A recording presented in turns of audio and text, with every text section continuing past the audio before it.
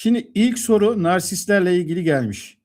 Demiş ki hocam neden hep narsistleri veya beni manipüle eden toksik insanları hayatıma çekiyorum? Haritamda bir lanet mi var? Evet, bu güzel bir soru. Lanetli harita var mıdır? Arkadaşlar lanet diye bir şey yok. Ancak burada çözülmemiş karmik durumlar vardır. Haritada lanet olmaz. Ama beddua olabilir. Kul hakkı olabilir geçmiş atalardan gelen. Ve bu durumlar haritanızda arkadaşlar nasıl gözükür? Platonik enerjilerle veya 12. evdeki gölge arketiplerinizle ilgili bir konu. Yani bir insanın karanlık tarafları vardır ve bu karanlık taraflar haritanızda plütonik olan bölümlerle, açılarla ilgilidir ve 12. evdeki karanlık taraflarınızla ilgilidir. Ve burada sen kendi gücünü eline almadıkça, sınır çizmeyi öğrenmedikçe, yani o Satürn'ü bir sınır çizme enerjisiyle kullanmadıkça, dolayısıyla da ne olacaktır? Orada evren sana gücünü dışarıdan bir otorite veya manipülasyon figürüyle sana geri yansıtacaktır. Ve sen kendin o gücü, o sınırları çizmezsen ben de sana o sınırları, o gücü çizdirecek vatandaşı gönderirim. Zulme uğraya uğraya işte hani demir tavında dövülür ya böyle.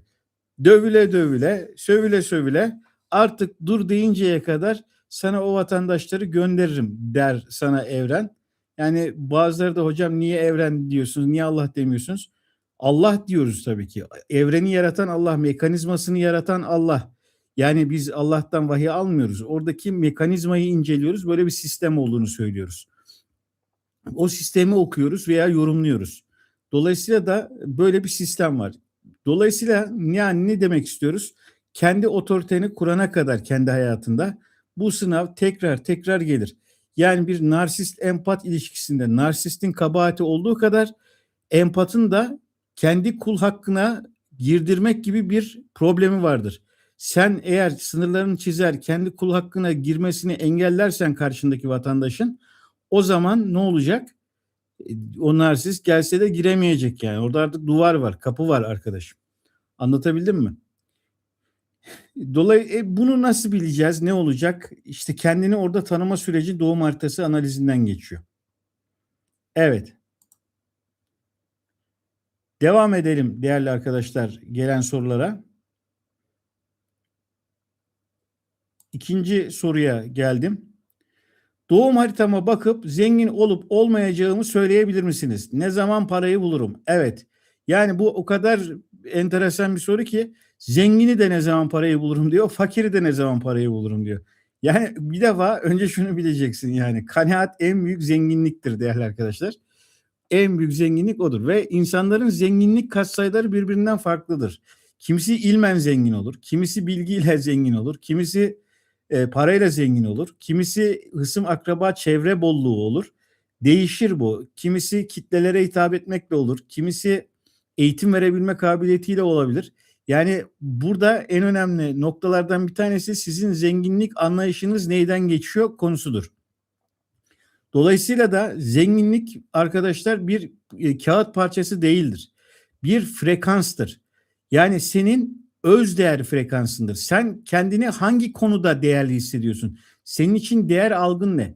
Şimdi senin değer algın spiritüalizmden geçiyorsa, senin değer algın felsefeden geçiyorsa, bu sefer felsefenin Türkiye'de para etmediğini bileceksin.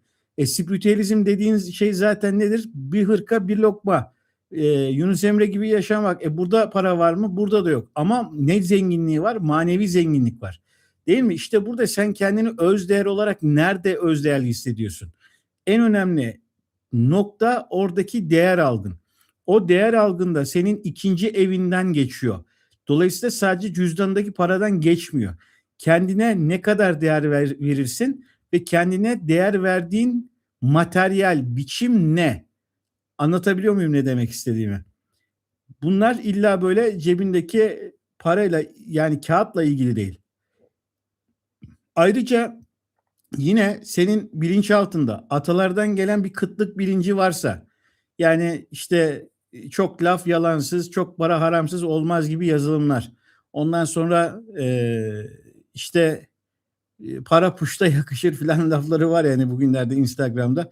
Bunun gibi böyle şeyler varsa bu sefer kendini değersiz hissetmek istemeyeceğin için parasız kalmayı tercih edecek bilinçaltın. Bunlarla ilgili de değişiklikler yapman lazım. Bunların nasıl değiştirilebileceğiyle ilgili biz yine danışmanlıklarda bilgi veriyoruz. Bunlar uzun uzadıya konular. Ama bu konuda böyle bilinçaltı kişisel gelişimcilerin bir sürü laf salatası var. Çoğusu da işe yaramaz. Zaten yarıyor olsa önce kendileri zengin olur. Yani burada zenginlik izafidir. Onu anlatmaya çalışıyorum. Herkesin zenginlik algıları da farklıdır. Şimdi diğer bir noktada şu var. Mesela senin kıtlık bilincin orada baskılı haldeyse, yani o psikolojik kıtlık bilincinden bahsediyorum. Şimdi Jüpiter haritana gelir geçer ve haritan orada yani altında yağdırsa parayı elinde tutamazsın. Mesela geçen yine bir soru vardı hocam, Jüpiter ikinci evde bu parayla ilgili çok büyük problemler yaşıyor. Niye? Jüpiter sana bolluk getiriyor ama beraberinde onu olumsuz gölge yanını kullandığın zaman para elinden uçup gidiyor. Savruk davranıyorsun, israf ediyorsun. Dolayısıyla da ne olacak? Orada gölge çalıştırmış oluyorsun. İşte orada psikolojik olarak parayı hak ettiğine ve yeterli miktarda sende bulunduğuna dair ikna olman lazım. Evet değerli arkadaşlar, bir taraftan sizlerden sorular geliyor mu diye bakıyorum, tamam mı?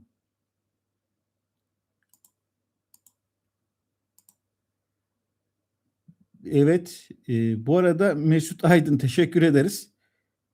Bize bir beyan yapmış. Devam ediyorum değerli arkadaşlar sorulara, cevaplara. Sizler de soru yazabilirsiniz. Burada benim karşıma bazı seçenekler çıktı. YouTube yeni bir şeyler koymuş herhalde. Diyor ki izleyicilerin sorularına canlı olarak cevap verin. Buna basacağım birazdan. Tamam mı? Ama ne işe yaradığını ben de bilmiyorum. Devam ediyorum arkadaşlar gelen sorulara. Şimdi üçüncü soruya geldim.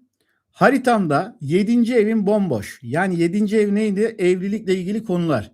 Bu hayatta hiç evlenmeyecek miyim? Yalnız mı öleceğim? Hocam bu ev boş demek yalnızlık mı demek filan? Bu çok çok çok yanlış bir bilgi. Yani böyle şehir efsanesi, işte daha çok astroloji bilmeyenlerin 7. evimde bir şey yok ne olacak filan. Çok yanlış. Bu astroloji cehaleti arkadaşlar. Onu size söyleyeyim. Şimdi 7. eviniz demek sizin orada hayat alanınız, yani evlilik ve iş ortaklıkları alanı gösteriyor. İşte bu alanda o evin boş olması klasik astrolojinin en büyük saçmalıklarından bir tanesidir. Yani bir evin boş olması o konudan mahrum kalacağın anlamına kesinlikle ama kesinlikle gelmiyor. Oradaki burcun yöneticisi gezegenine bakılması gerekiyor. Yani 7. evin diyelim ki yengeç, yengecin yöneticisi ay nerede ve kimle açı yapıyor? Ya da efendime söyleyeyim nedir? 7. evin burcu Başaksa o Başak burcunun o Merkür yöneticisidir. O nerede? Ona bakılır. İşte 7. evin nedir? Boğadaysa Venüs'ün nerede? O 7. evin Venüs'ün tarafının olduğu yerden yönetiliyor demek. Oradaki kavuşumlar, açılar falan o senin 7. evinin kimliğini veriyor. Yani kimlik derken niteliğini veriyor. Yani şöyle düşünün. 12 arkadaş taşıyorsun içinde. Bunların bazılarının evine oturmaya, gezmeye gidiyor. İşte Mars Başak'ın evine gidiyor. İşte efendime söyleyeyim Oğlan evine gidince orada yücelime giriyor. İşte Uranüs Kova evine yöneticisi normalde. O ne yapıyor? Gidiyor nedir? İşte şu anda Boğa'da Boğa'nın evine gidiyor. Orayı rahat bırakacak mı o Uranüs? Bu sefer orada zararlı bir pozisyonda çalışacak. İşte oradaki bir nitelik veriyor. Mesela diyelim ki senin 7. evin Oğlak'taysa, o Oğlak Mars da oradaysa bir çalışkanlık verecek yani. Anlatabiliyor muyum? Dolayısıyla burada ne anlayacağız? Oradaki 7. evin yöneticisi ve yöneticisinin bulunduğu gezegenin açıları bir kimlik ve karakter kazandıracak o eve. Bunu demek istiyorum. İçinizde astroloji eğitimleri alan varsa bunların ne demek olduğunu zaten onlar biliyorlar. O yüzden bu klasik astroloji Bırakın klasikte kalsın. Yine yapılan başka bir hata 7. evle ilgili, yani evlilik eviyle ilgili sadece evlilik konusu değildir. Açık düşmanlıklar vardır mesela. Yani bildiğiniz düşmanlık. Ondan sonra aynalamalar. Yani karşındaki kişi seni aynalar ve senin gölge taraflarını göstermeye başladığı zaman iğneler ve bu can sıkıcı bir durum olur. Bunun gibi nitelikleri de var. Diğer taraftan boş olmasa belki de bu hayatta, yani senin partnerlikler üzerinden değil de kendi bireyselliğini birinci evini üzerinden tekamül etmen gerektiğinin işareti de olabilir. Olaya bu açıdan da bakılabilir. Evet değerli arkadaşlar ve ön dişler. Benim nesil bilir, eskiden bir tane tavşan vardı, Bugs Bunny diye. Arka dişler ve ön dişler derdi. Çok böyle şey yapardık. Bakardık onlara. Şimdi sorularımıza devam ediyorum. Sorularımıza devam ediyorum. Cevaplamaya. Nerede kaldık? Çok klasik bir soru. Yine Merkür Retrosu'nda eski sevgilim mesaj attı. Bu ruh eşi olduğumuz an kanıtı mı? Tekrar okuyorum. Okuyamadım. Merkür Retrosu'nda eski sevgilim mesaj attı. Bu ruh eşi olduğumuzun kanıtı mı? Geri döneyim mi diye soruyor. Merkür Retrosu'nda mesaj atmış filan. Şimdi burada retro dönemlerinde dönen eski sevgili ruh eşi değildir. Tamam mı? Nokta. Karmik bir bütünleme sınavı olabilir. Ne demek bu? Sistem sana aslında şunu soruyor. Geçmişte yaşadığın o acı tecrübeden ders aldın mı? Yoksa aynı zehri tekrar mı içeceksin diye soruyor. Dolayısıyla retro yarım kalmış işleri çözmek için kullanılır. Aynı hatayı tekrarlamak için değil. Yani orada tamamlanmamış bir durum varsa onu tamamlamaya gelir. Dolayısıyla o mesaj bir ödül değil, kozmik bir testtir diyebiliriz arkadaşlar. Devam edelim, geldik 5. sorumuza. Nedir efendim 5. sorumuz? Hayatımızdaki her şeyi mükemmel kontrol etmeye çalışıyorum ama sürekli bir şeyler patlıyor. Tükenmiş durumdayım. Nerede hata yapıyorum? Evet arkadaşlar, hangimiz tükenmedik diyenmişiz. Bakın, bu tükenmişlik ve mevzusuyla ilgili size çok açık ve net kişisel bir tecrübemi bahsedeyim. Bu Instagram belası var ya, hani böyle kaydırıyoruz ya. O beyindeki dopamin seviyelerini mi bir şeyleri etkiliyor, tamam mı? Ve siz bedenen yorulmasanız bile aslında beynen yoruluyorsunuz ve Zeigarnik denilen bir etkiyle beyin sürekli yarım kalmışlığı tamamlanmaya çalışıyor. En çok insanı yoran tükenmişlik sendromunun ana arteri short videoları ve reels videoları arkadaşlar. Bakın bunlar, ben mesela elimden geldiği kadar girmemeye çalışıyorum ama ben de giriyorum. Yani bu shorts ve reel videolarından kesinlikle uzak durun. 4 gün hiç girmeyin Instagram'a. Bakın ben niye YouTube'dan yayın yapıyorum? Yani YouTube bir sosyal medya platformu gibi değil. Yani açıp bir şey dinleyip faydalanabiliyorsunuz. Bir şey öğrenebiliyorsunuz. Bir etkileşim var. Gerçek insanlar var. Yani Instagram'da yapay zekaya bağlanmış bir sürü içerik. Adam yapay zeka tanıtımı yapıyor. Yaptığı tanıtım kendisi de yapay zeka zaten. Yani otomatik veriyor. Yani faydalı mı? Faydalı yönleri var mıdır? Olabilir. Ama şu anda neredeyse bağımlı haldeyiz. Bu tükenmişlik sendromunun günümüzdeki en önemli sebeplerinden bir tanesi Instagram. Bunu bilesiniz. Şimdi astrolojik kısmına geliyorum. Instagram'ı geçtik. O benim size kişisel, arif olarak verdiğim bir bilgi. Şimdi soru şuydu, tekrar okuyorum. Hayatımdaki her şeyi mükemmel kontrol etmeye çalışıyorum ama sürekli bir şeyler patlıyor. Tükenmiş durumdayım. Nerede hata yapıyorum?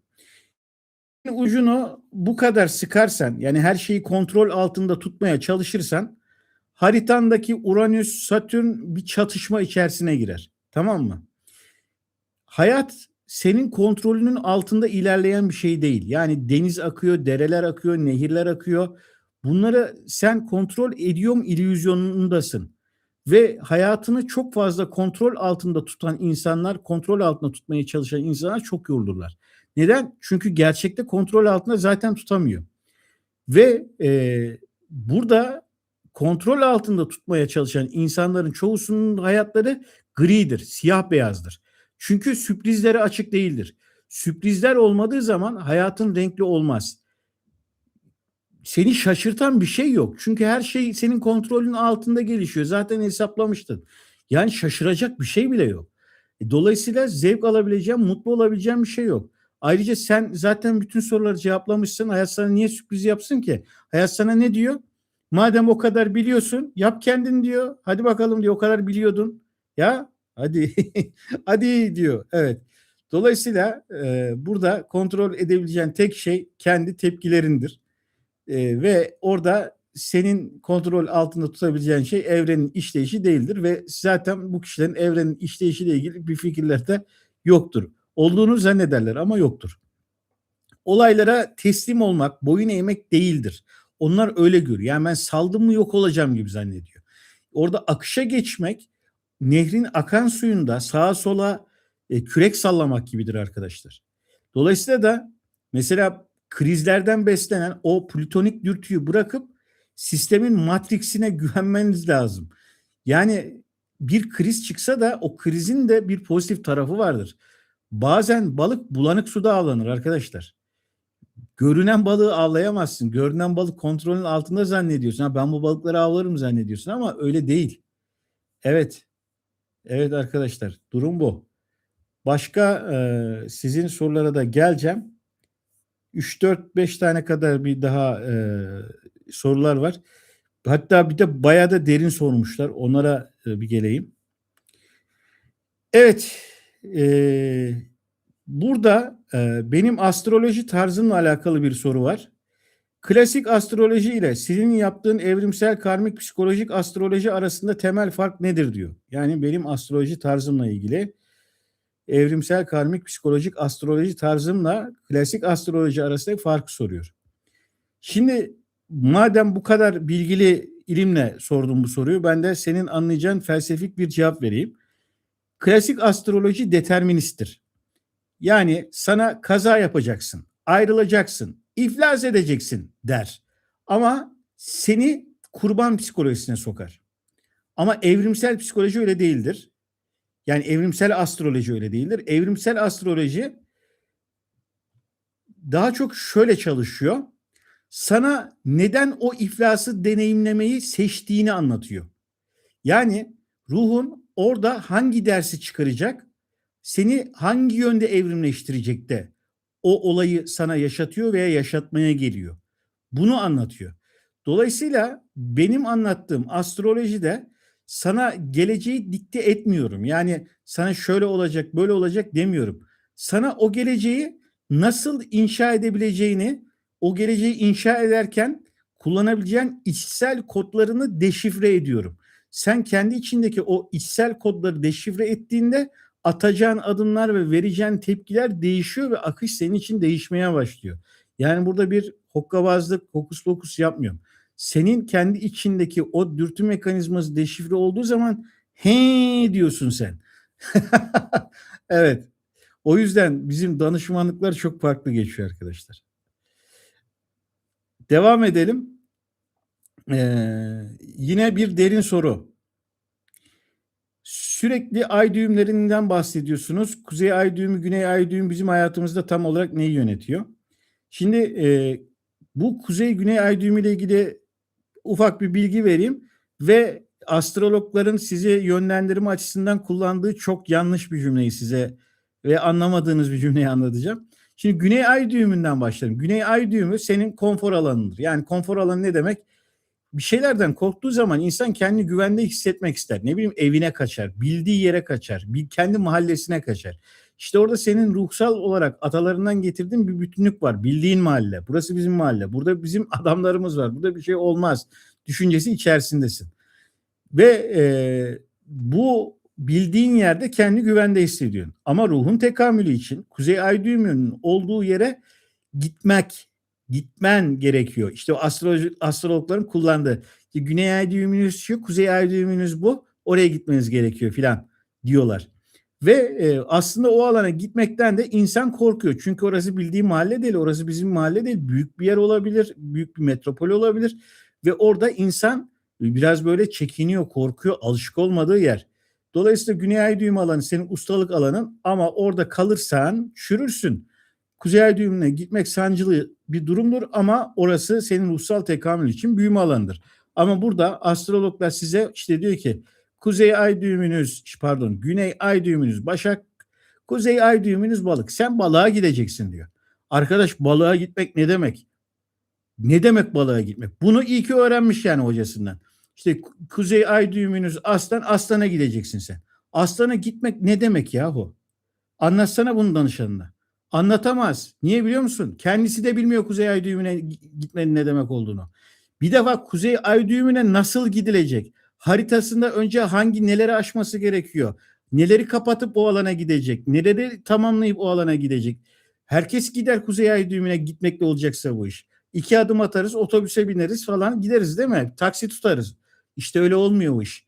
Taksi tutacaksın, belki paran yok. O para neden yok oraya gitmemen için? Değil mi? İşte orada Kuzey Ay düğümüne metrobüsle mi gideceksin, taksi mi tutacaksın, sana ne gerekiyor? Orada o harita çözümleniyor, öyle anlatılıyor. Buna bir yorum deniliyor. İşte sen burada gidip yapay zekaya sorduğun zaman o da sana aynı şeyi söylüyor. Kuzey Ay düğümün bu, bilmem neyin bu, şuradan şunları biriktiriyorsun, bunları buradan geliyorsun. İşte bir astroloğun yaptığı işi o yüzden şu anda bir yapay zeka yapamıyor. Artı astroloji bir de biraz spiritüel tarafı da var. Yani hislerle, sezgilerle de olan bir taraf. Yani analitik çalışıyor. Ha, bugün itibariyle bunu yapamıyor ama ileride belki yapabilir. Yapay zeka kısmı bir tarafa, yani Kuzey Ay düğümüne gideceksin lafı nasıl gideceksini anlatan bir cevap değil. Yani İstanbul'a gideceksin kardeşim.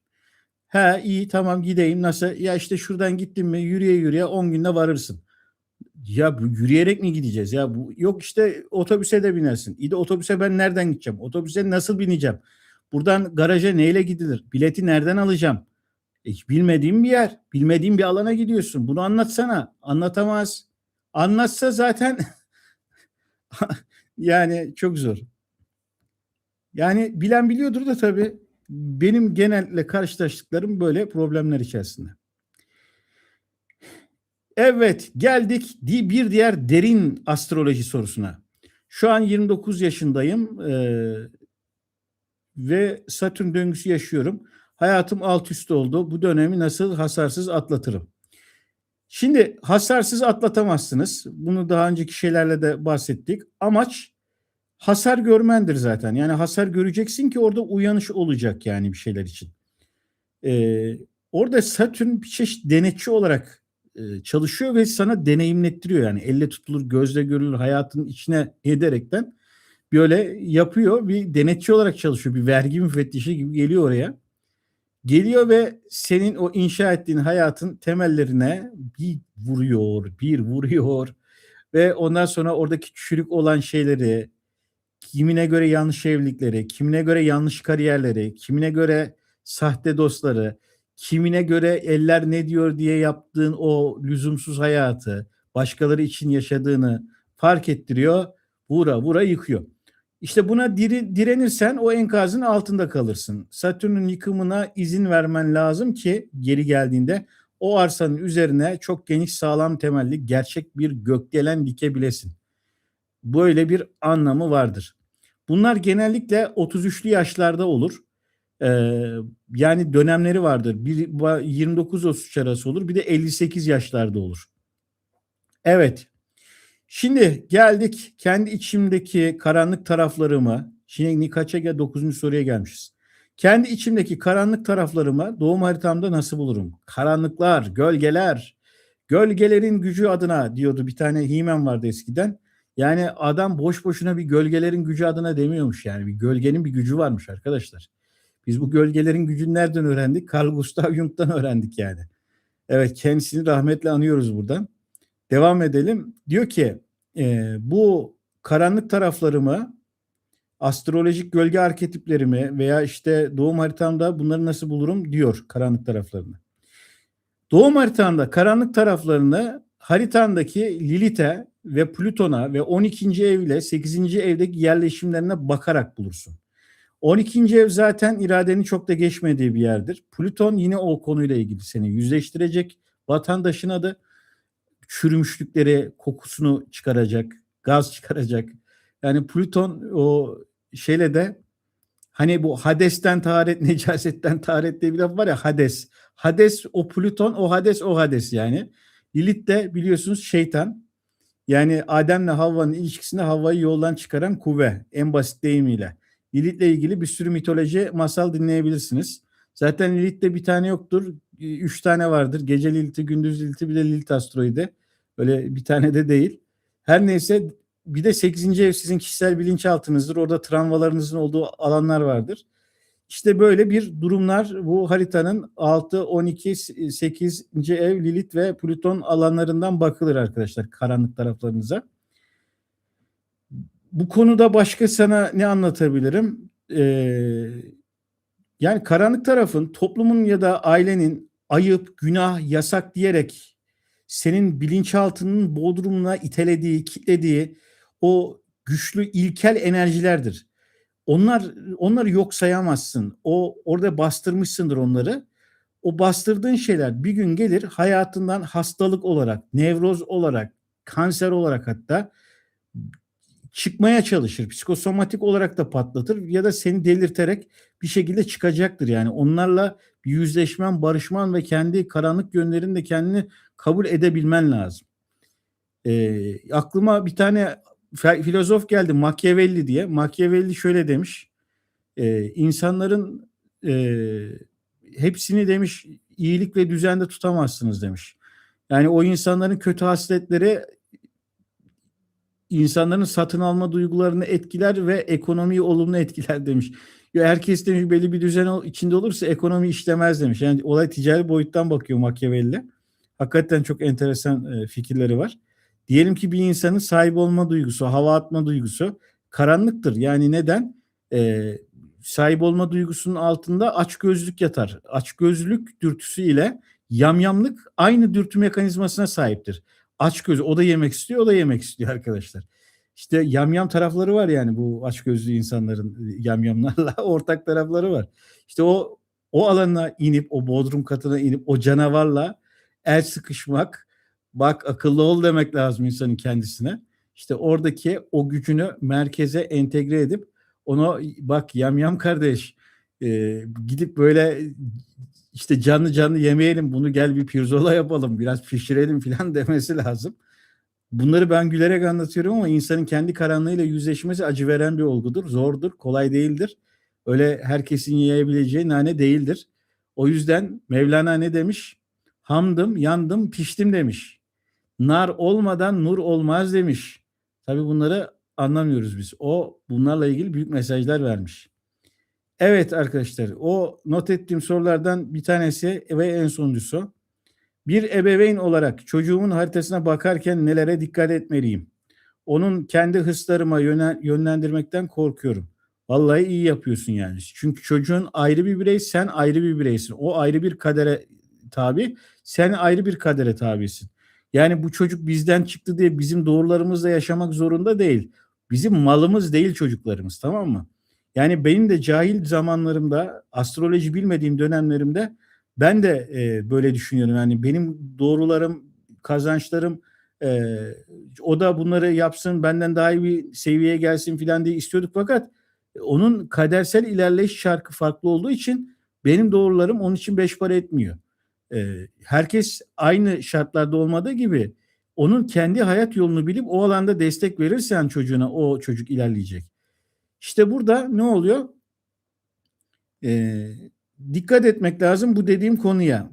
Ve çocuğun haritasında az önce de söyledim, senin yaşayamadığın hayallerin tatmin projesi değil. O evrene kendi koduyla gelmiş ve bağımsız ruhsal bir varlık olarak yoluna devam edecek. Özellikle de çocuğun haritasındaki ay burcuna bakarak onun duygusal güvenliğini nasıl hissettiğini anlaman lazım. Senin koruma sandığın şey onun haritasında onun nefesini kesen bir baskı olabilir. Ona kendi olabilmesi için o evrensel alanı açman lazım. Bunun için de onun ay alanında hissetmek istediği duyguyu vermen lazım ona ebeveyni olarak. Evet değerli arkadaşlar. Şimdi Böyle derin astrolojinin derin soruları geldiği zaman bende de bir tatmin duygusu oluyor. Neden? Yani çok basit şeyler geliyor. Çok klasik şeyler geliyor. Ve yani çok soru şekilleri de şey. Yani mesela doğum tarihini veriyorsunuz yani. Doğum tarihini niye veriyorsunuz ki yani? Ben zaten profesyonel astroloğum. Senin doğum tarihini açıp baktığım zaman ben senin haritanı incelemiş olacağım. Bunun için randevu alman lazım. Ya da işte bana ne olacak? Ya ne bileyim ne olacak yani. Haritanı açıp bakacağım, inceleyeceğim. Sonra senin bana soruların olacak. Bu soruları bana vereceksin. Ben haritanı incelerken o soruları da inceleyeceğim. Dolayısıyla bu işler böyle ilerliyor değerli arkadaşlar. Bu arada görüyorum ki hala beğen butonuna basmayanlarınız varmış. Lütfen beğen butonuna basalım arkadaşlar. Şimdi nereye geldik? Az önceki sorulardan sizin sorularınıza geldim. Bunları da hızlı bir şekilde okumaya çalışacağım. Kaç dakika oldu bu arada? Çok dakika olunca sıkılıyoruz. Evet, 33 dakika olmuş. Vay anasını sayın seyirciler. Maximilian King demiş ki ne kadar kötü insanlar tanıdınız biraz bahseder misiniz? Valla Allah kimseyi kötü insanlarla karşılaştırmaz onu söyleyeyim. Yani ne kadar kötü insanlar yani açgözlü insanlara karşı dikkatli olun arkadaşlar. Kendinize açgözlü olmayın. Az önce bahsettim yani yamyamlıkla ilgili. Yani çok daha detaylı şeyler de söyleyebilirim. Ama boş verin devam edelim. Fatih Kurt demiş ki selamünaleyküm. Belki bilmeyenler de vardır. Bizde bazı kavramlar vardır. Çok önem arz eder. Bunlardan birisi de element, stelyum ve evrendeki yoğunluktur. Mesela 8. ev bunların açılımı nedir? Evet. Ya şimdi bu elementler önemli. Astrolojide bizim ilk anlattığımız konular zaten bunlar. Sentez burç vardır, gölge burç vardır falan filan. Ee, Yani bir derste öğrenebileceğiniz basit, klasik bir bilgi. Bunların açılımını burada ders olarak yapacak değiliz sevgili Fatih Kurt.